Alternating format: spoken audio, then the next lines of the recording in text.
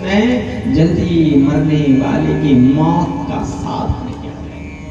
एक प्रश्न। वो चाहते तो कह सकते थे, आप सब संत मुझे आशीर्वाद दे दो, मुझे मरना नहीं है, श्राप टल जाए, लेकिन उन्होंने ऐसा नहीं कहा।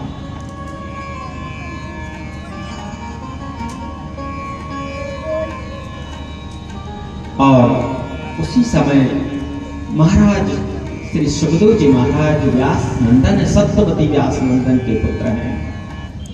ऐसे श्री सुखदेव जी महाराज जो यमुना के किनारे पर बैठे हैं, परम भागवत के स्वरूप हैं। व्यास जी महाराज से उन्होंने श्रीमद् भागवत की शिक्षा प्राप्त की है। उनके मन में भाव आ गया, चल सुखदेव, तुझे जन कल्याण करना है, और उठ करके सीधे चल दिए गंगा के किनारे पर। देखिए, हजारों की तादाद नहीं, लाखों की संख्या में संत ऋषि मुनि गंगा के किनारे पर बैठे हैं।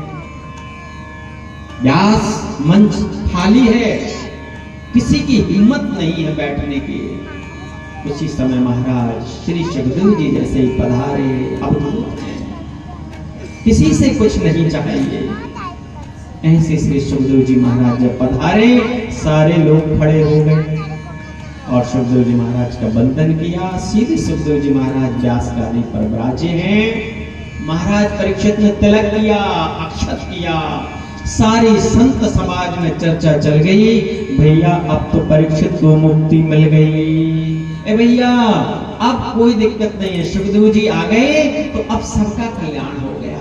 कल तक चिंता थी कैसे क्या होगा, लेकिन आज अब चिंता नहीं है। और ऐसी पुष्पमाला गले में डाले सुंदर व्यास जी के, और प्रार्थना कर रहे हैं, महाराज एक ही प्रश्न है, जल्दी मरने वाले की मौत कैसे सुधरे, मृत्यु का साधन क्या है? बरीयाने से ते प्रश्न कृतो लोकहितं नृप। राजन,